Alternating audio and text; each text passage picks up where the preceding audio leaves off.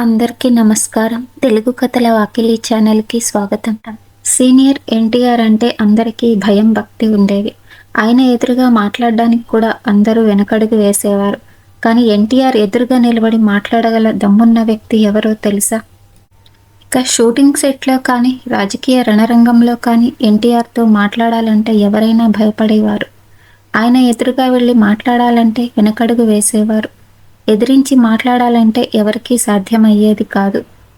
ఎన్టీఆర్కు సినిమాల్లో కుడి భుజంలో నిలబడ్డాడు ఆయన తమ్ముడు నందమూరి త్రివిక్రమరావు.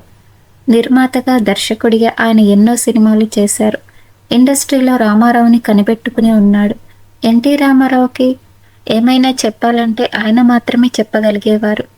ఇక ఆయన తర్వాత ఎన్టీఆర్ని అన్నీ తానే చూసుకున్న మరో వ్యక్తి ఉన్నారు. ఆయనే ఎన్టీఆర్ తనయుడు హరికృష్ణ. అందరిలో పెద్దవాడు కాకపోయినా ఎన్టీఆర్కి తలలో నాలుకలా మెలిగాడు. పెద్దాయన వెన్నంటే ఉంటూ పొలిటికల్గా ఆయన్ని కనిపెట్టుకొని ఉన్నారు. ఎన్టీఆర్ పొలిటికల్ విషయాలన్నీ హరికృష్ణ చూసుకునేవారు. ఆయన పర్యటనలు, ఫుడ్డు, అపాయింట్మెంట్లు ఇలా అంతా హరికృష్ణ చేతుల్లోకి వెళ్ళింది. రాజకీయంగా ఏ పనులైనా హరికృష్ణ మాత్రమే చూసుకునేవారు. ఎన్టీఆర్ పక్కనే ఉంటూ ఎన్టీఆర్కి డ్రైవర్గా కూడా ఆయన పనిచేశారు.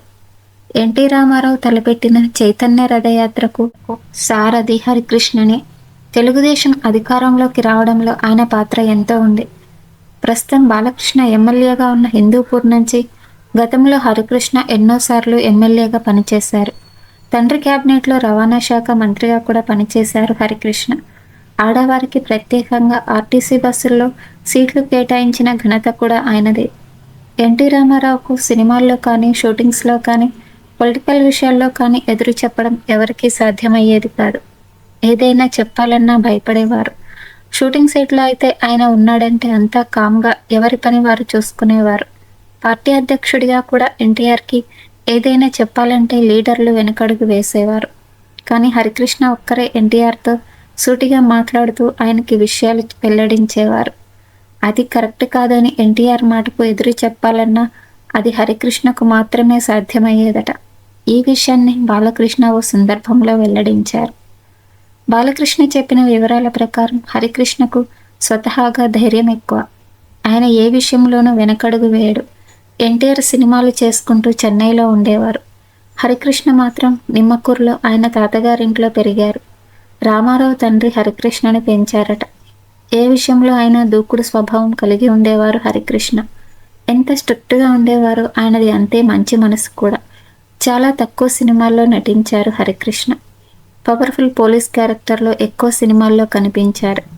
నిర్మాతగా, వ్యాపారవేత్తగా, రాజకీయ నాయకుడిగా హరికృష్ణ మార్క్ చాలా ప్రత్యేకం. హరికృష్ణ తన తండ్రితో కలిసి భోజనం చేసేవారు కాదు. సెక్యూరిటీ సిబ్బంది తండ్రి సహాయకులతో కలిసి భోజనం చేసి వారితో కలివిడిగా ఉండేవారు. రథయాత్ర విజయవంతమై ఎన్టీఆర్ తిరిగి సీఎం కాగానే హరికృష్ణ తెర వెనుకకు వెళ్లారు. టీడీపీలో నందమూరి హరికృష్ణ రూటే సపరేట్. తెలుగుదేశం పార్టీ వ్యవస్థాపకులు తండ్రి నందమూరి తారక రామారావు రథసారథిగా టీడీపీలో హరికృష్ణ సుప్రసిద్ధులు. పార్టీ ఆవిర్భావం నుంచి టీడీపీలో చోటు చేసుకున్న అన్ని పరిణామాల్లోనూ హరికృష్ణ కీలక పాత్ర పోషించారు. తండ్రితో విభేదించిన, పార్టీతో వ్యతిరేకించిన, కొంతకాలానికి అన్నీ మర్చిపోయి మళ్ళీ పసుపు కండువానే కప్పుకున్నారు. బుధవారం తన మరణ సమయంలోనూ ఆయన పసుపు చొక్కాతోనే ఉండడం విశేషం. తెలుగు నేలను ఏలిన సీనియర్ హీరో ఎన్టీఆర్ కుమారుడైన హరికృష్ణ నిరాడంబరంగా తండ్రి వాహనానికి డ్రైవర్గా వ్యవహరించారు. పార్టీ పెట్టి అసెంబ్లీ ఎన్నికలకు ముందు ఎన్టీఆర్ జరిపిన యాత్రలో డ్రైవర్గా హరికృష్ణ లేరు. సఫలం అవుతానో లేదో తెలియని స్థితిలో కుటుంబానికి సమస్యలు తేకూడదన్న అభిప్రాయంతో ఎన్టీఆర్ ఆ సమయంలో హరికృష్ణను చైతన్య రథయాత్రకు తీసుకోలేదు. ఆ ఎన్నికల్లో గెలిచి సీఎం అయి 1984లో తనను పదవి నుంచి దించిన తర్వాత ఎన్టీఆర్ మరోసారి చైతన్య రథంపై రాష్ట్ర పర్యటనను మొదలుపెట్టారు. అప్పటి నుంచి హరికృష్ణ సారథ్యం మొదలైంది. నందమూరి హరికృష్ణ 2018 ఆగస్టు 29న నల్గొండ జిల్లా అన్నపర్తి వద్ద జరిగిన రోడ్డు ప్రమాదంలో దుర్మరణం పాలయ్యారు. ఈ వీడియో మీకు నచ్చినట్లయితే ప్లీజ్ లైక్ చేయండి, షేర్ చేయండి, సబ్స్క్రైబ్ చేయండి. Thank you for watching.